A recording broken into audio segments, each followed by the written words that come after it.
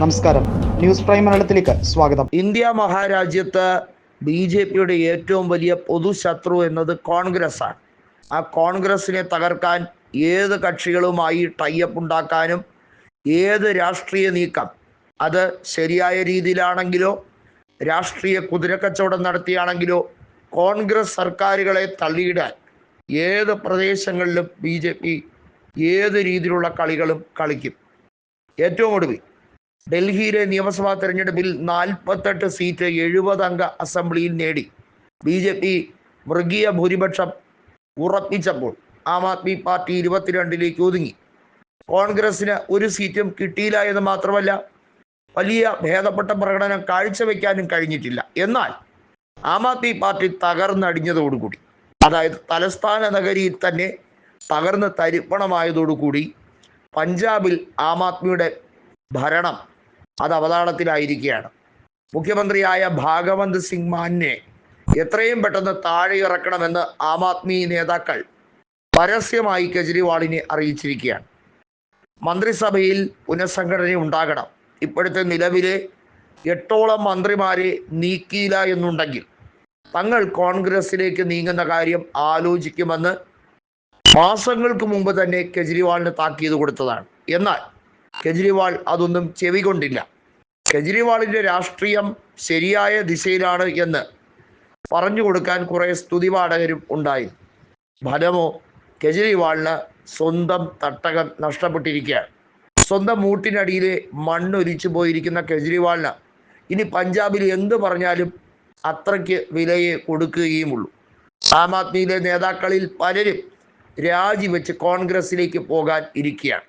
കോൺഗ്രസ് ഒരു മഹായാനം നടത്തുന്ന പ്രതീതിയിലേക്കാണ് കാര്യങ്ങൾ കൊണ്ടെത്തിക്കുന്നത്. അതായത് 30ഓളം ആം ആദ്മി MLA-മാർ രാജിവെച്ച് കോൺഗ്രസിൽ ചേരാൻ ഒരുങ്ങുകയാണ്. ഒരുപക്ഷെ ഈ സംഖ്യ 50ലേക്ക് എത്തിയാലും അത്ഭുതപ്പെടേണ്ട കാര്യമില്ല.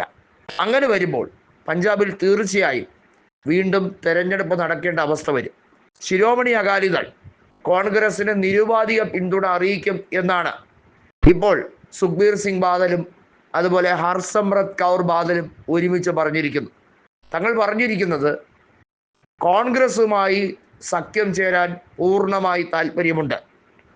കർഷകർക്ക് വേണ്ടി നിലനിൽക്കുന്ന, കർഷകരുടെ രോക്ഷം മനസ്സിലാക്കുന്ന കോൺഗ്രസിനെ ഞങ്ങൾക്ക് 100% വിശ്വാസമാണ് എന്ന് പറഞ്ഞുകൊണ്ടാണ് കൃത്യമായും ശിരോമണി അകാലിദൾ കോൺഗ്രസിനോടൊപ്പം ചേരാൻ ആഗ്രഹിക്കുന്നത്. നമുക്കറിയാം, പഞ്ചാബിൽ BJP ശിരോമണി സഖ്യം 15 കൊല്ലത്തോളം ഭരണത്തിലിരുന്നവരാണ്.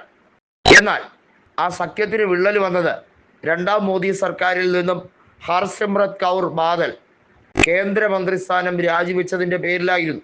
അതിനുശേഷം BJP ശിരോമണി അകാലിദൾ പ്രവർത്തകരെ BJPയിലേക്ക് എത്തിക്കാൻ വേണ്ടിയുള്ള നാടകീയ നീക്കങ്ങൾ പലതും നടത്തി നോക്കി. പക്ഷെ അതൊന്നും ആ പാർട്ടിയെ പ്രതിരോധത്തിലാക്കാൻ കഴിഞ്ഞില്ല. സ്വതേ ക്ഷീണിതമായ ഒരു പാർട്ടിയാണ്. കാരണം വോട്ട് ഷെയറൊക്കെ ഇടിഞ്ഞു.